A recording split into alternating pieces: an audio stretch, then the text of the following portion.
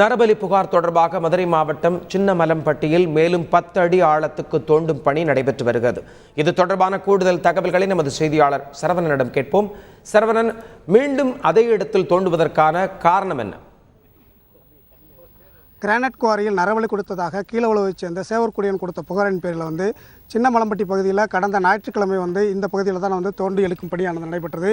அப்பொழுது 16க்கு 13 நீள அகலங்களில் 5 அடி ஆழத்திற்கு தோண்டப்பட்ட போது ஒரு சிறுமியின் எலும்புக்கூடு உள்ளிட்ட 4 எலும்புக்கூடுகள் கைப்பற்றப்பட்டது. அந்த 4 எலும்புக்கூடுகளும் தற்போது நீதிமன்ற உத்தரவின் பேரில் அவையெல்லாம் பரிசோதனைக்கு அனுப்பப்பட உள்ளது. இந்த சூழ்நிலையில் சேவற்குடியோன் சகாயிடம் கொடுத்த புகாரில் அந்த புகாரின் பேரில் அவரிடம் விசாரணை நடத்திய போது பக்லைன் எந்திரத்தை கொண்டு தோண்டியதாகவும் அதனால் ஆழமாக பதித்திருக்கக்கூடும் என்றும் அந்த விசாரணையில் சொல்லியிருக்கிறார். எனவே இங்கு 5 அடி ஆழமே தோண்டியிருப்பதால் பக்லைன் எந்திரத்தை வைத்து தோண்டும் பொழுது கூடுதலான இடங்களில் கூடுதலான ஆழத்தில் பதித்திருக்கலாம் என்ற ஒரு நிலையும் இருக்கிறது. இருந்தாலும் 5 எலும்புக்கூடுகள் அந்த எலும்புக்கூடுகள் தானே, நரபலி கொடுக்கப்பட்ட எலும்புக்கூடுகள் தானே என்ற ஒரு ஐயப்பாடு நிலவுவதால் கடந்த 2 தினங்களுக்கு முன்பு விசாரணை அதிகாரி சகாயம் மாவட்ட காவல் கண்காணிப்பாளர் விஜேந்திர பிதாரி மற்றும் மாவட்ட ஆட்சித்தலைவர் சுப்பிரமணியன் ஆகியோருக்கு கடிதம் கொடுத்திருந்தார். அந்த கடிதத்தின் அடிப்படையில் இன்று 2ஆம் கட்டமாக இன்று காலை மீண்டும் தோண்டி எடுக்கும் பணியாக நடைபெறுது. இன்று தோண்டும் பணியில் ஏற்கனவே 5 அடி ஆழம் போக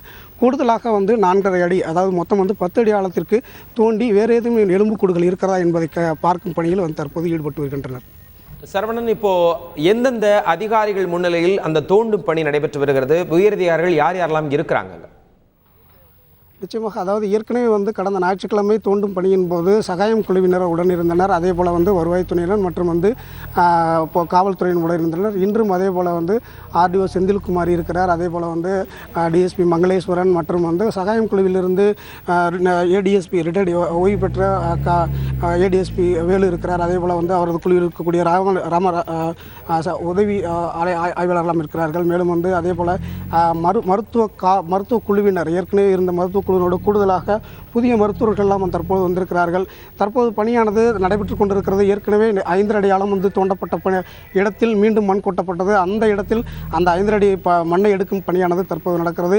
இதைத் தொடர்ந்து மேலும் 4.5 அடி ஆழத்திற்கு தோண்டும் பணியானது தற்பொழுது நடைபெற்று வருகிறது. இந்த பணிகள் எப்போது முடியும் என்றெல்லாம் தற்போது தெளிவாக அறிவிட்டு கூற முடியவில்லை. எனவே தற்போது இந்த மேலும் 4.5 அடி தோண்டும் பொழுது அதில் கிடைக்கும் எலும்புக்கூடுகளும் ஏற்கனவே இருக்கிற எலும்புக்கூடுகளோடு சேர்ந்து ஆய்வுக்கு உட்படுத்தப்படும் என்ற ஒரு தகவல் தெரிவிக்கப்படுகிறது.